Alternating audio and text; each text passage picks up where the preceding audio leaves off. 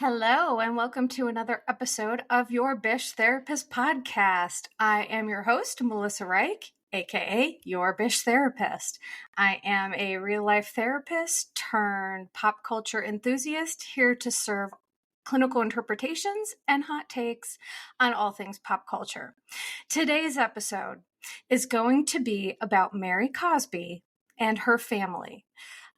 For those of you who follow me on Instagram, you know that Mary Cosby really activates me. And for those of you who are maybe listeners and you don't follow me on social media, that's what I call it when I get activated by something. The social justice warrior in me, or there are things that happen that I watch on Bravo and on TV that they just activate me. I just really get frustrated. And Mary Cosby's one of those people.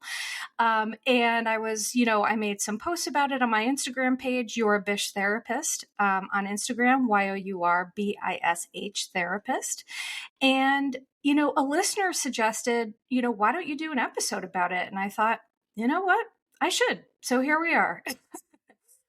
So today's episode, of course, has my signature deep dives. I have done a ton of research about the family tree. So I'm going to give you all a breakdown of the Cosby family tree.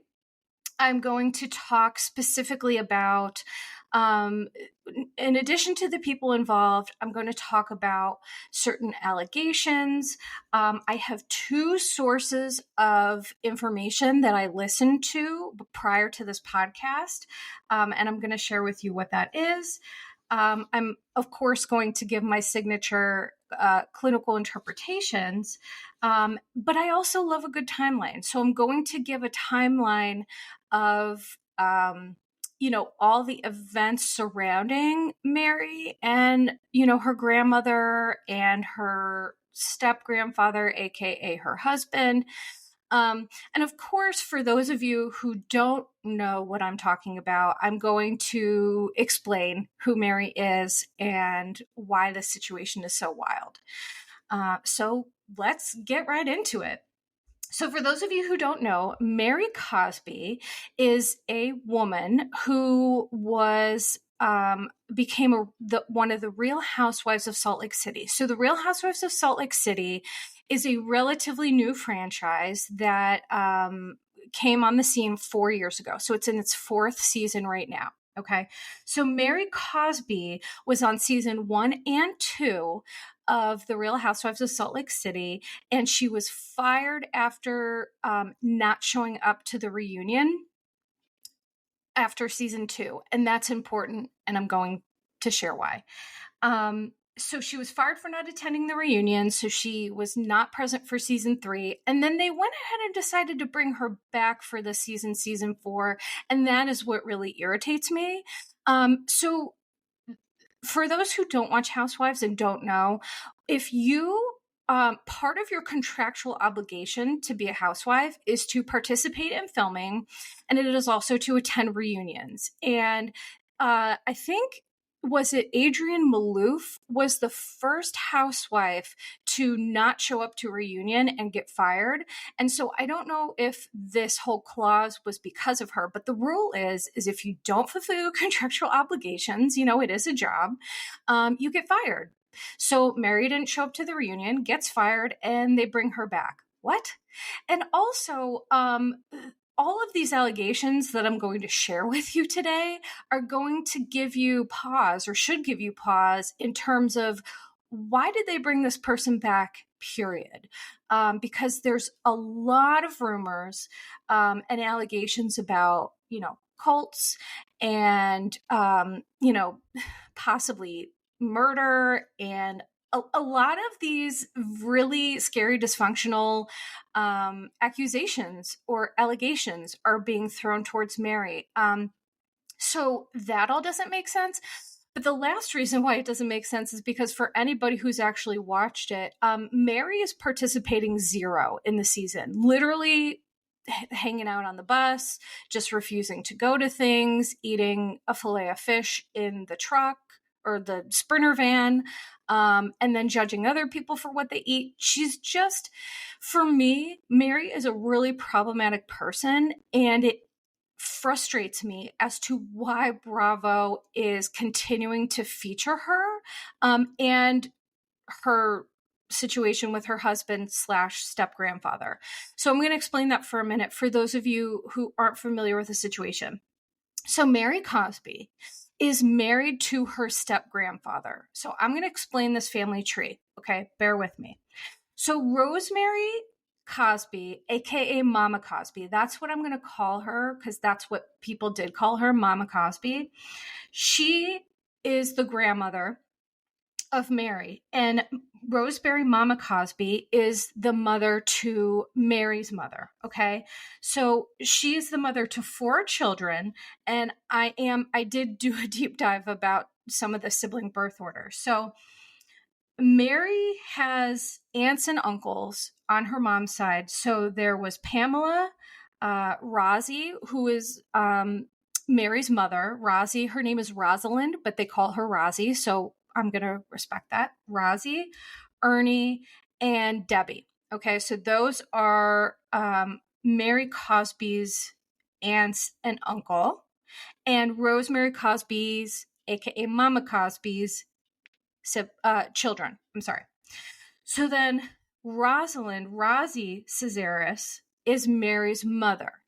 And there was a very interesting interview on YouTube, and I'm going to post it. So when this podcast releases, I'm going to post the link to the interview on my social media, because it was so Rosalind Cazares and Mark Cazares. Mark Cazares is married to Rosalind. He is Mary's stepfather. I couldn't find a lot of information about Mary's biological father. However, I am a huge fan of family doesn't have to be blood. And so this man was in her life since she was young. And by all accounts, it seems like he's really been a father figure to her. So Rosie and Mark Cazares, her parents, and then there's Mary, and then the other person two other people that are important to the story, Robert Cosby Sr. So Robert Cosby Sr. was married to Mama Cosby for years and years and years. And I'm going to discuss this when I talk about the timeline. Okay. So Robert Cosby married Mama Cosby. He was 22 years her junior, and they got married in 1975. Okay. So keep in mind, while Mary was growing up, the man that she eventually married, she knew to be her step grandfather since she was little. So, that's interesting and wild. I want to be mindful of how I talk about this because, there's a lot of sensitive subjects involved, but it's just kind of that's the thing that everyone clings on to with Mary, because it's bizarre, right? You grow up with this man married to your grandmother. He is not your blood relation, but you know him as your step grandfather, and being married to your grandmother and participating in the church that Mary grew up in. So it just feels icky. I think it just feels icky for a lot of people. And I'm going to, talk about that more in just a bit. So after Mama Cosby died under very suspicious circumstances, Mary married Robert, her step grandfather, and they eventually had a child. His name is Robert Cosby Jr. So Mary's husband is Robert Cosby Sr. Her son is Robert Cosby Jr. Okay. And I have some information about Robert Cosby Jr. as well. And then the last person is Annie Lois Johnson. Her name kept popping up because she owns one of the major assets that were talked about in the court filings and things like that. So she ran the mortgage company, and I'm going to get to this. Bear with me because it's a lot of information. It's a little confusing. Annie Lewis Johnson is a name that kept popping up in my research because she ran a mortgage company that was Mama Cosby created. And Annie Lewis Johnson ran that company, and there have been allegations that that company was used to assist church members to remortgage their homes and donate it to the church. Very shady. So you're going to hear me talk about her from time to time. So going back to the family tree for a second. So Robert Cosby Jr., Mary's son, the reason why I'm going to talk about this is it was just featured on The Real Housewives of Salt Lake City, which, by the way, I have stopped watching because Mary, her behavior frustrates me to no end. And it also irritates me that Bravo is just putting, like, there are lots of people out there, I'm sure, who want to be on TV. We can't come up with anyone better who's a willing participant, who's at least takes pride in what they're doing. I mean, anything. It just frustrates me. So the last teaser for the episode showed that Mary, she lives with her son. Okay. She lives with her son. She lives with her husband.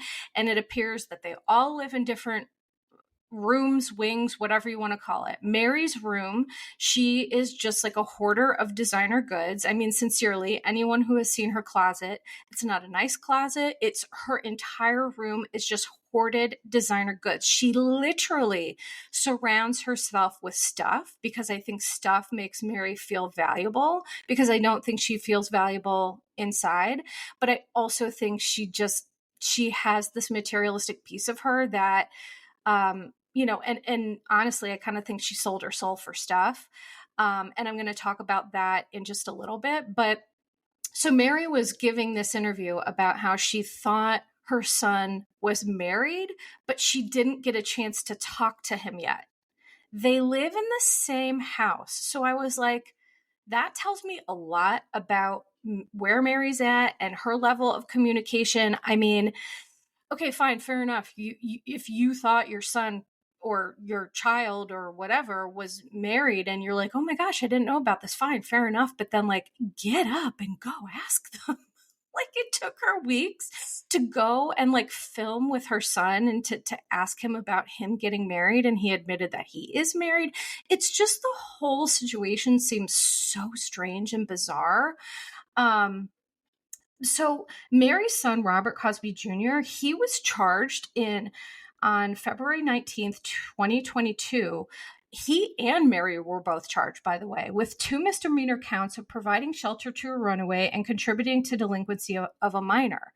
So Mary and Robert Cosby Jr. were charged with that, and the charges for both were dropped due to witness issues.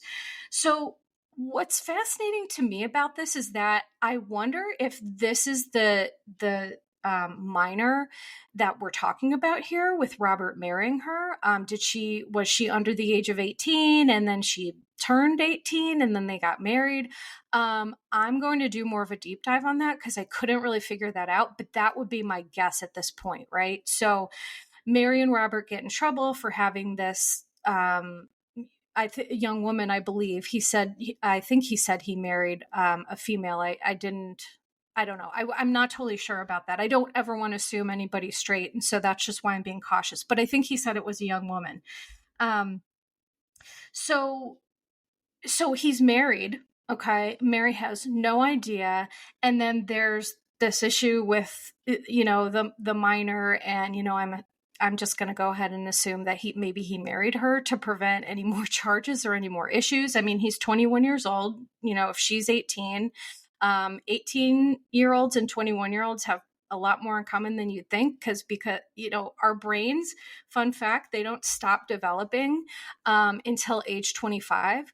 So I truly believe that ages 21 to 25, they're essentially teenagers too. So I think while, legally it's above board if she's above 18 and he's 21, but it also seems like a product of his environment, meaning that he is seems maybe a little emotionally immature. The way that he was talking to Mary about this, he kind of seemed like a little kid who was just like afraid to say anything, and he was afraid to be honest about it. But it's like, you're 21 years old and you got married and you can't have this conversation with your mom. So I just think that what I've seen from the family dynamic is that there's a lot of dysfunction. There's a huge lack of communication. There is a lack of emotional intelligence and emotional maturity, for sure. So, but I will say, it seems like Mary loves her son dearly. So I'll give her some credit for that, because being a mom doesn't mean, you love your child or you treat them well. There's plenty of parents who, are unfortunately abusive and things like that. So I will give Mary that. Okay. So now let's talk about the two bits of information, the two not bit I got information from two sources. So the Bravo Docket, shout out to the Bravo Docket ladies if you're listening or if you're watching. The Bravo Docket ladies, for those of you listening, if you're not familiar with who they are, they're amazing. They're lawyers who talk about the legal side of things. They talked about, so they did this episode. It's called So I Married My Grandpa, and married is spelled Mary. And it aired on 4/2021, but they re-released it on 9/2023, in light of Mary coming back and her being on TV. So hello to Ceci and Angela. If you don't know who they are, please check them out. They're on the Bravo Docket on Instagram.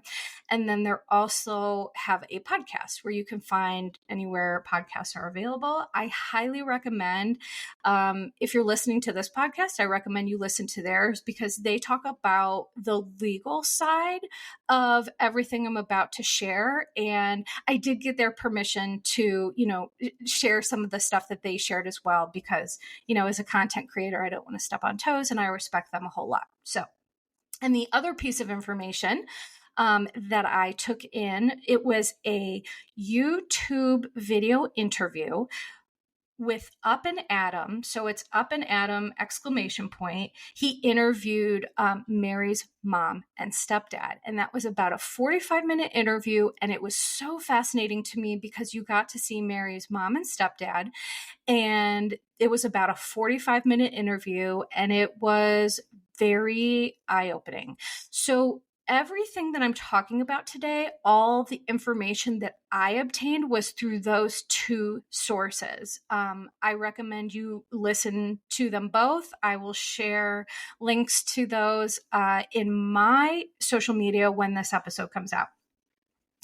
So, okay. So now let's go over the timeline first, and then I'm going to share some specific information that has come out in some of these interviews and podcasts. Okay. So in 1975, Mama Cosby marries Robert Cosby, who is 22 years her junior. Okay. Then in December of 1988, we're going to jump all the way to December of 1988. Annie Lois Johnson was listed as CEO of the mortgage lending company affiliated with the church. And that's important because that's going to come up in some legal filings. And also, to be clear, when Mama married Robert Cosby, she had the church and she had integrated him into the church. And by the way, the church that we're talking about is called Faith Temple Pentecostal Church. That is going to be the church if you want to look it up. It is in Salt Lake City and it is now closed. It closed actually on January 2022, which the interesting thing about this is it closed the month before the reunion aired. And I think what's fascinating about that is that, so Mary didn't show up to the reunion. And I think it has a lot to do with, she just didn't want to answer questions about the church, because the church was really being questioned, like on the show. They had people coming onto the show to talk about being, taken advantage of and things like that. And I'm going to get to that in a little bit. But that church is now closed. So Mama Cosby has this church. She marries Robert Cosby and she makes him bishop of the church. So people call Robert Cosby Sr. bishop. Okay, so then we're going to jump to January 3rd, 1997. This is where things get wild. Mama Cosby dies suddenly in Florida under suspicious circumstances. So, according to everyone and everything that I have read and watched, Mama Cosby had no health issues. She was on no medications, and she died suddenly, apparently of heart issues. Now, guess what? There was never an autopsy done initially, which I find so strange, is that Robert Sr. told police that she had high blood pressure and had heart issues, and that's what she died from. And I guess they just took his word for it. I was like, what? Oh my gosh. And it was found that she was taking no medication for any of those issues. So here's the thing. Is it possible to have heart-related issues and not know that you have them? Sure it is. But for police to just, isn't that so misogynistic? It's like, could you imagine a woman saying, oh, my husband died from this, and no one looking into it more? No, that would never happen. But of course, Robert Cosby Sr. is just like, oh, she died from heart issues. And everyone's like, oh, okay, chief, we'll put that in the books. And it's like, oh, give me a break. So that was her death on January 3rd, 1997, literally started events that would change the landscape of this family forever. Seriously, forever. But the rest of this timeline is wild and very important. Okay. So on February 11th, 1997, literally 1 month and 1 week after his wife dies, Robert Sr. files an application for appointment as personal representative of the estate of Rosemary Cosby. Of course, Bravo Docket ladies. I got that information from them. So thanks, ladies. But what that essentially means is Mama Cosby died and she had a huge empire that she built sincerely from nothing. The lore with Mama Cosby is that she grew up in Indiana and she and her kids walked to Salt Lake City to start their church. And so she was a self-made woman who she really built herself up from nothing with 4 kids and, no partner to help her. The walking from Indiana to Salt Lake seems super unsafe and concerning, but I think this was in the 60s when maybe you could do that. I don't know.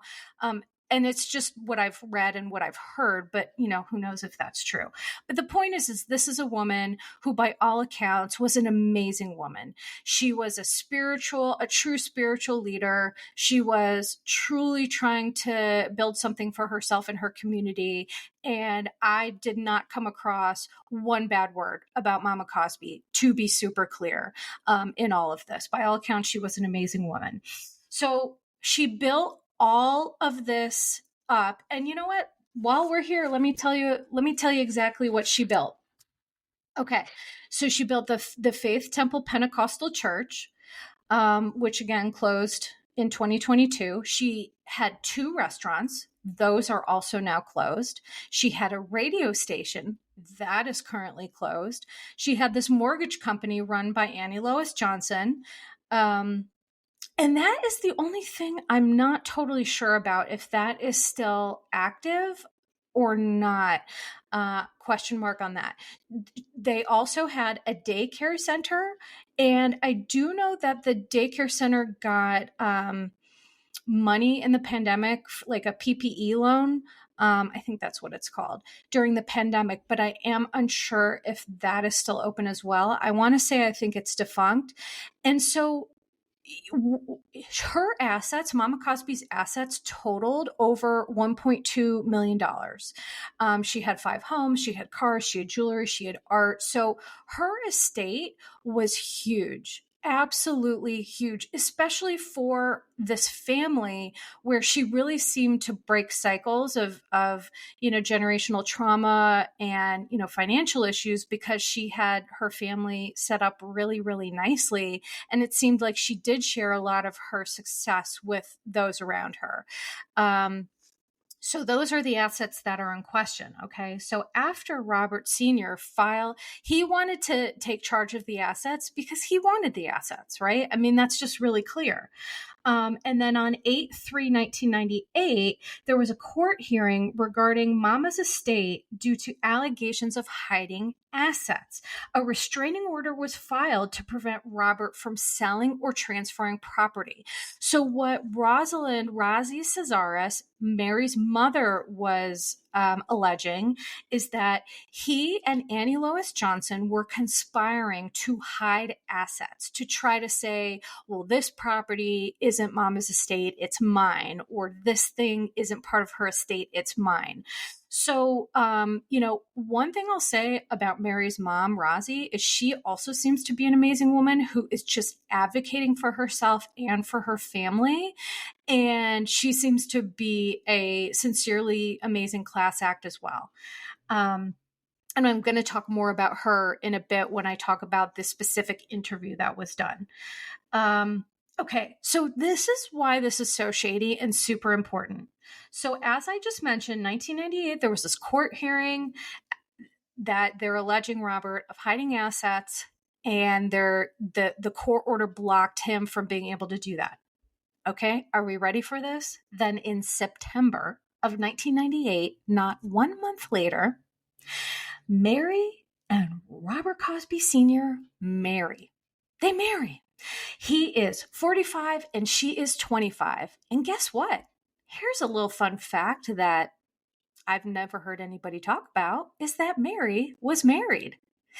So Mary apparently was married to a gentleman named Dana, and they married when she was 17, which, throws up some flags for me, because when you're 17, I'm going to say confidently, we shouldn't be marrying anybody, because for so many reasons. At 17, you're a child. You don't know what you want yet. You're young. Your brain isn't fully developed. Those prefrontal cortexes here don't develop finally until we're 25. And it just seems like an interesting dynamic that not only was Mary allowed to get married, but apparently Mama Cosby officiated the ceremony, and all of her family were behind the marriage. So I think that's just an interesting point in terms of like the generational piece of this, right? So here we are seeing Robert Jr. getting married really young and maybe not totally thinking things through. So that's something interesting that, I have to do a little bit more of a deep dive into, but I just found that fascinating. So Mary was married to this man named, both allege that Robert, once he was unsuccessful in obtaining all of Mama's assets because the court kept blocking him, they allege that he manipulated and brainwashed Mary into marrying him so that she could essentially be the heir, and then they could keep the stuff that they were looking to keep. It's just so, and the evidence is so damning. I mean, the court hearing for it was a month before they decided to get married.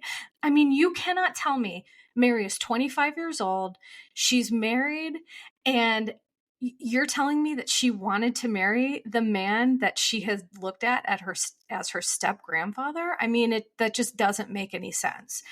And so then in January of 2005, there was a civil case where the jury found Robert Sr. guilty of forgery and awarded the estate of Mama Cosby $1.2 million in damages. So what does that mean? Okay. So it was a civil case. It wasn't a criminal case. But there was this long story about Mama didn't have a will, which we all have to have wills. This is such a good lesson in, if you have something and you're building something for your family, get a will so things like this don't happen. It's just a good idea. Nobody wants to think about that, but like, we got to protect ourselves and our family, because look at what has happened here with all of this. I can't help but think if Mama Cosby had a will, none of this would have happened. But, that's just, I'm just assuming.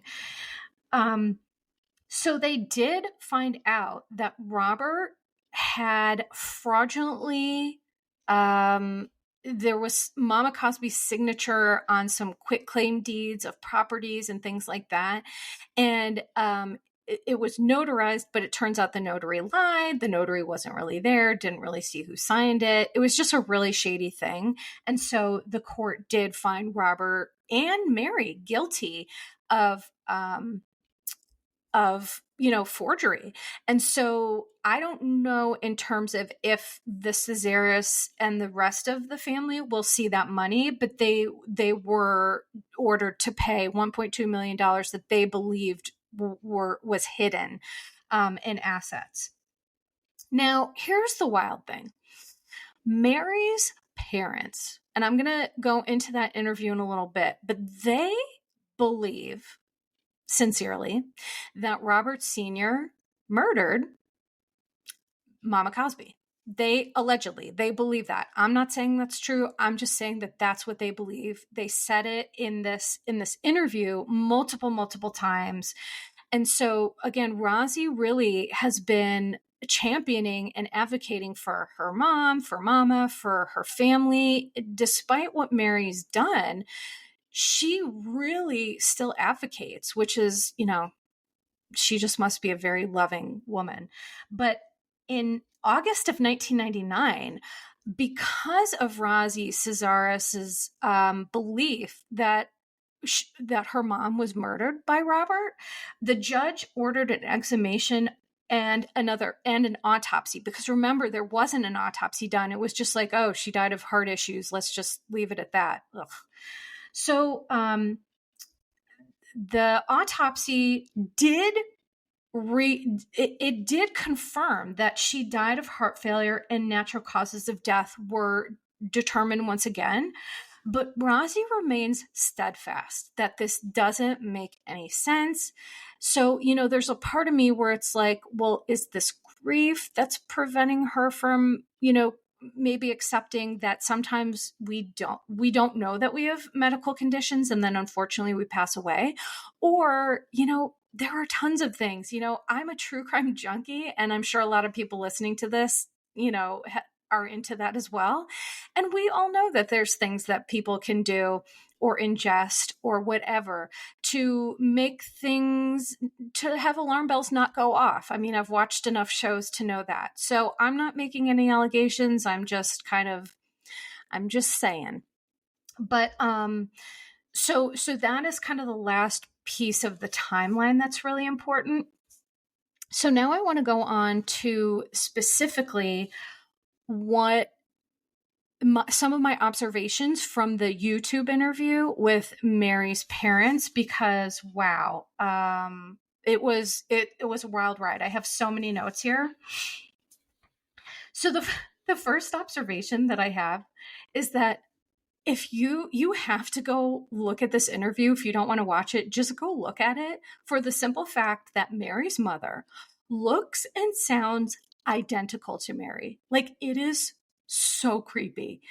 Identical. They look the same. They sound the same. Now, the one thing is, Mary's mom wore these huge, very dark sunglasses the entire interview, which, fine.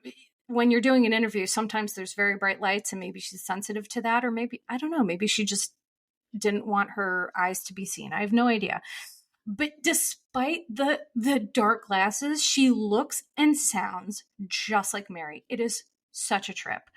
The thing that I observed is that Mary's parents appeared genuinely loving, kind, wonderful people, and they genuinely love Mary, despite the fact that Mary's actions caused repercussions that splintered the family irreparably. So essentially what happened is, when Mary, they were all part of the same church, okay? So when Mama Cosby died, the church was huge. Mary's parents and her all her extended family, they were all a part of this church. Okay.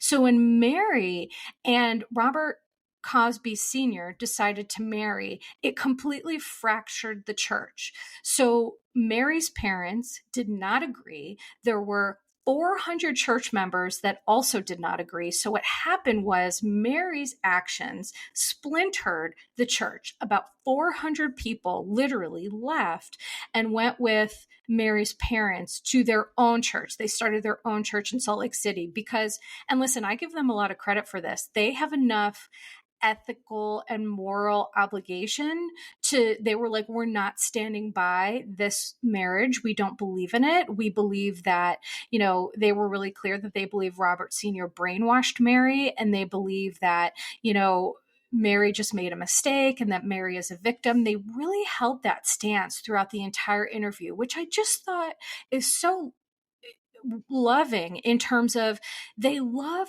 Mary enough to say, well, we think you're a victim.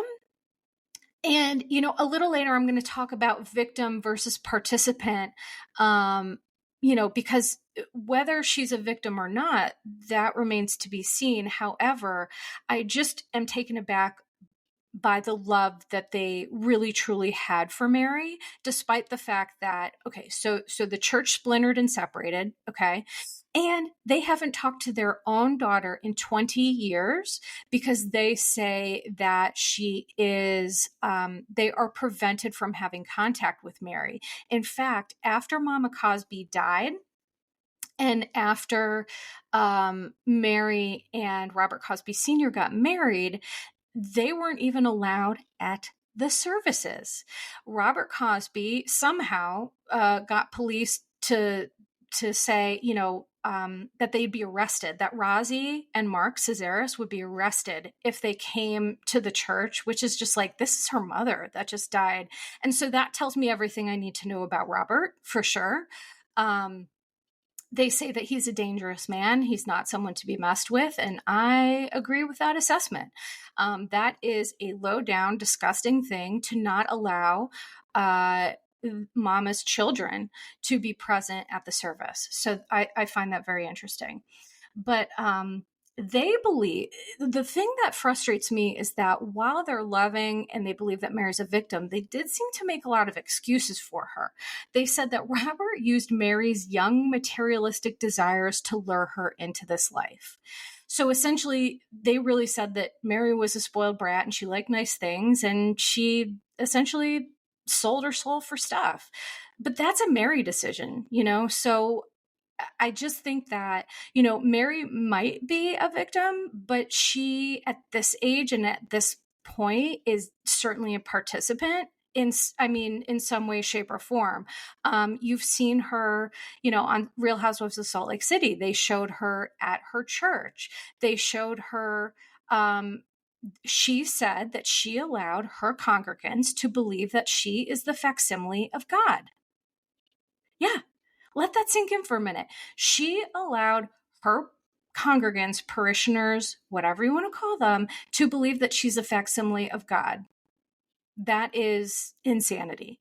That to me is cult-like in terms of wanting congregants to believe that God is talking to you directly, or you are. That doesn't, that kind of behavior is really, really concerning because, the fact of the matter is that Mary is not a facsimile of God. And in fact, she has zero humanity. And this is part of the reason that I get really frustrated with her is that, I am tired of people in religious or spiritual positions of power taking advantage. I'm just not here for that. I'm going to talk about religious and spiritual abuse in just a second. But I think that allowing people to believe that you are a facsimile of God, can be harmful because she isn't, and she lacks humanity. So the point that I'm getting to there is that I'm tired of people in religious positions of power having no humanity, but calling themselves a spiritual leader. To be a spiritual leader, you have to have a level of humanity. And what is the level of humanity? Kindness, respect, treating others the way you want to be treated, like real basic things that we learn in like kindergarten. Mary displays none of that. Mary is incredulous. She is rude. She is unkind isn't even the word for it. She's just downright nasty. She's judgmental. Mary has made racist comments on TV about Mexican Americans being thugs and black people, just like all of these really harmful stereotypes about the black community, about the Mexican community. And I've had people reach out that were very hurt by it. And you should be hurt. All of this is the reason that I'm like, I don't understand what Bravo is doing here. It's not just like Mary has this history with her husband. That's weird enough. But what she gives on camera is just nastiness. She is rude. Oh, and she body shames.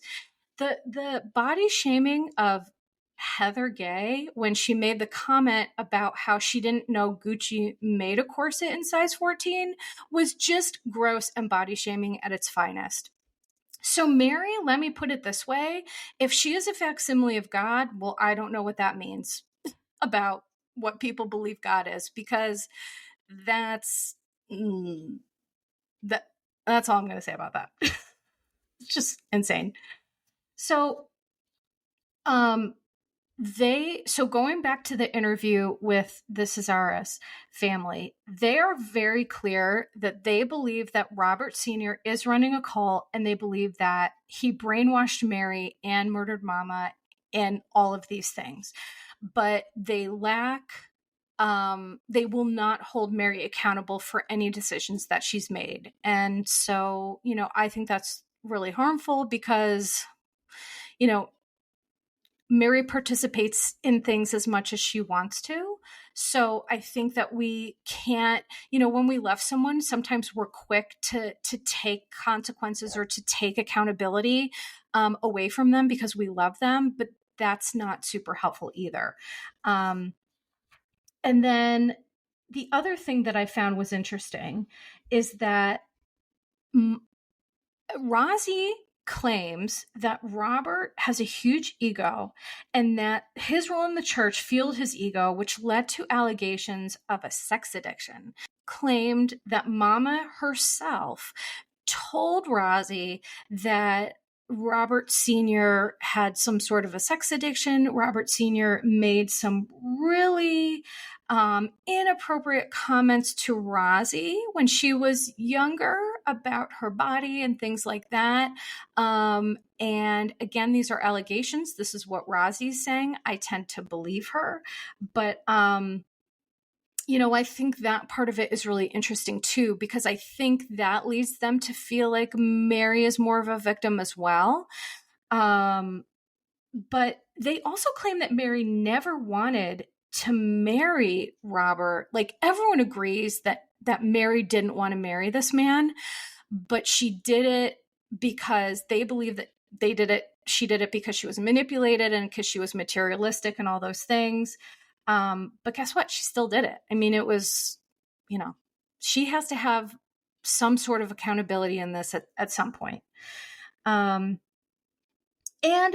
they claim that and this is a direct quote, they claim that the church is night and day different after Mama died. So I want to be really clear about that because, religious, practices, they can be wonderful and churches can be amazing.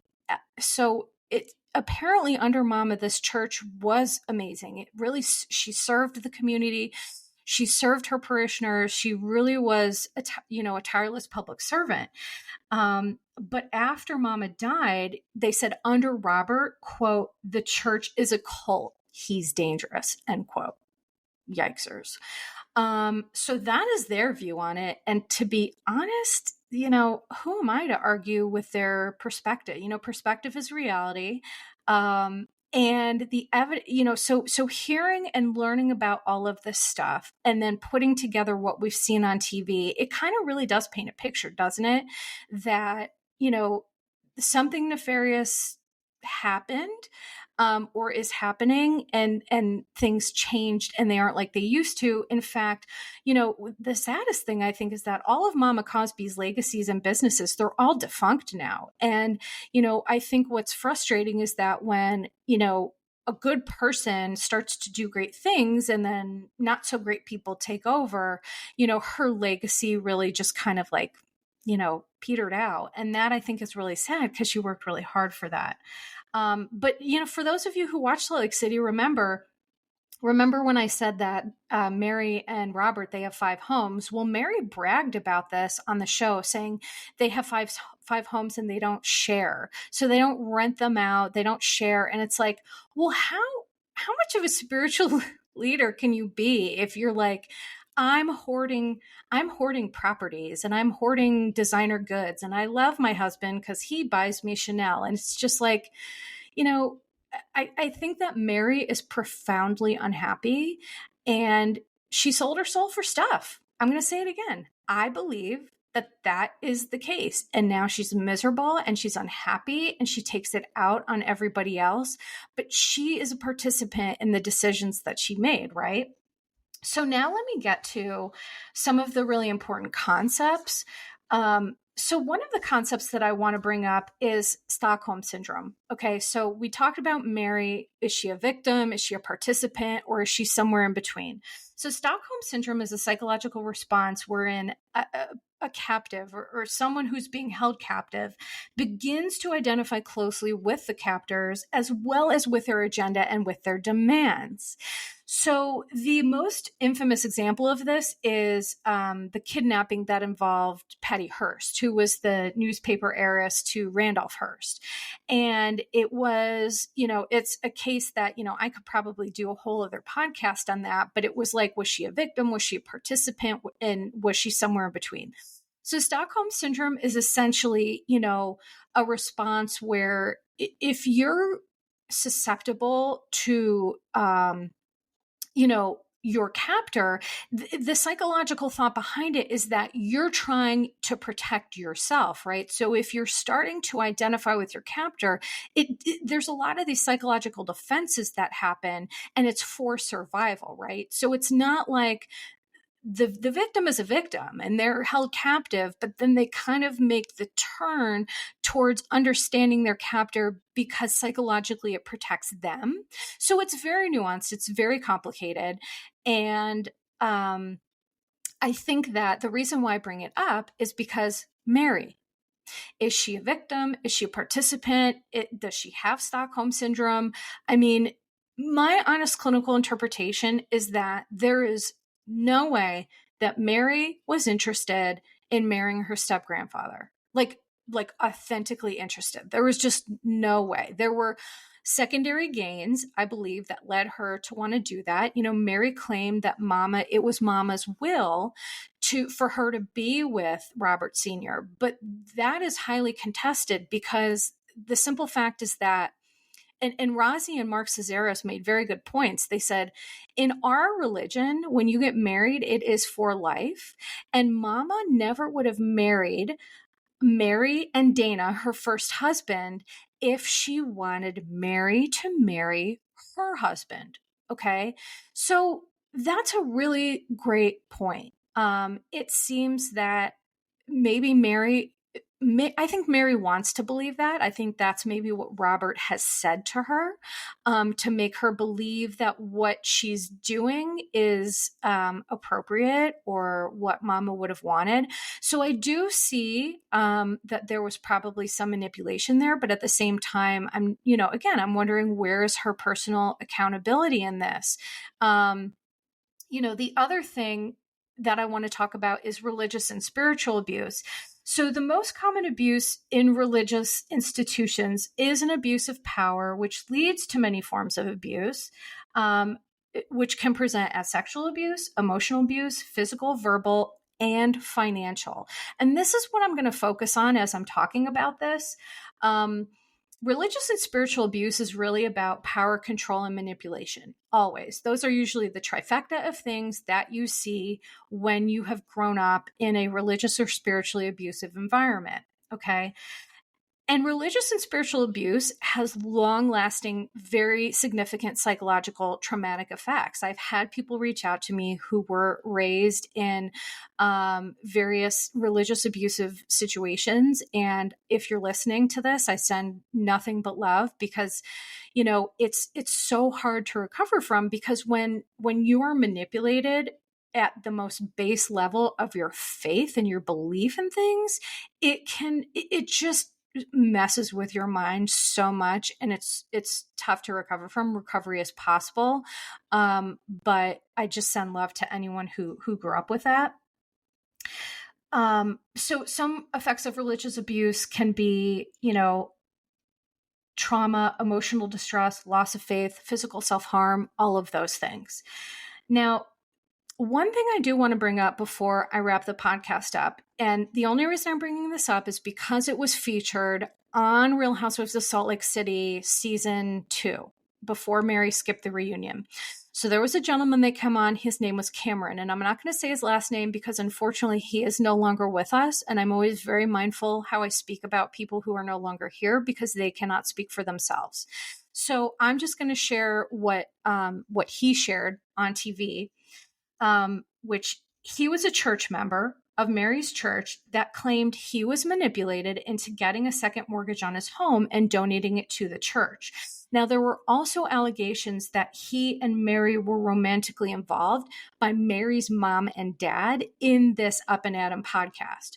And it's funny because when they start talking about this, Mary's mom joked. She was like, good, Mary should have been with someone else, because Robert sucks, essentially. And I was like, huh, that's interesting.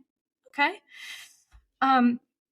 So one of the things that, the Bravo Docket ladies talked about that kind of leads into this whole financial abuse situation is that the IRS has special rules for churches, and churches are under what's called a tax exemption status. So I believe that because churches have these special rules and they're tax exempt, it increases the likelihood of financial abuse because it removes the potential of any consequences, right? If Mary and Robert, and Mary is the treasurer, by the way, of the church, which is hilarious. Mary is the treasurer of the church while she's like hoarding her designer handbags. And it does make you wonder, like, have funds been misappropriated? Because, it's just questionable. So if they were misappropriating funds without an audit, which essentially they're not eligible for an audit because of their tax exemption status, it would never get identified. So I just think that, humans, we need checks and balances. Some people have moral and ethical values that guide them, and some people don't. So we do need to have consequences for things. And I just think that, if there's no consequences for churches, that's how the financial abuse happens. And that's how they got away with it, I believe. It's like, taking a bunch of 6-year-olds and throwing candy in a room and being like, well, don't eat it all. And it's like, well, that's human nature. I think sometimes can be to be greedy. And, if you're getting a lot of money coming in and you're spending it on a purse or whatever, and nobody knows, I mean, what's to stop from continuing that again? So, going back to Cameron, he alleged that, Mary denied the allegation.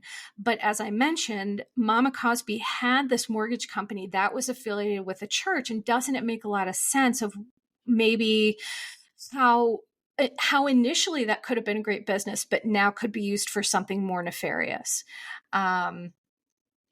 So this has been a lot of information, and I appreciate you all sticking with me. I hope that you've enjoyed the episode. I think this is going to have to be it for today, because I could probably talk about this for another hour, but that would be too long of a podcast. So I would like to know your thoughts. As always, please go to check out Your Bitch Therapist on Instagram. I am also on TikTok. I am on... Oh, you know what? I just had a thought. Okay. So for those of you who have made it to the end of this video, as a reward and a congratulations, I am going to put something out there that I want to do an episode where I get questions from listeners and from friends and from people who are listening to this. So I'm going to give out, I created an email, yourbishtherapist@gmail.com. If you would like to email me questions about whether it's this podcast or personal questions or questions about just things that you've been wondering, I may end up doing a show where I just do listener questions. So please go ahead, yourbishtherapist@gmail.com. Email me with your questions. And if I do decide to do this episode, I will, shout out people who sent the questions and things like that. So to be determined on that. So that's going to be it for me today. I just, as always, want to thank everyone so much for listening, for watching, for supporting me. I hope me thanking you doesn't get old, because I'm just so overwhelmed and just so appreciative of the support. I appreciate you all very much. And, please remember to be the light in the world you want to see, and take care of yourselves and each other. Until next time. Disclaimer: posts are not intended to diagnose, treat, or provide medical advice. Your Bish Therapist is for entertainment and informational purposes only. The podcast, my opinions, and posts are my own and not associated with past or present employers, any organizations, Bravo TV, Greyheart Productions, or any other television network. The information in YBT Podcast and on its social media is provided for general informational purposes only and is not intended to diagnose or treat. Please do not act or refrain from acting based on anything you read, see, or hear on YBT Podcast or associated social media. Communicating with YBT via email and or social media does not form a therapeutic alliance. Melissa, operator of YBT, is unable to provide any therapeutic advice, treatment, or feedback.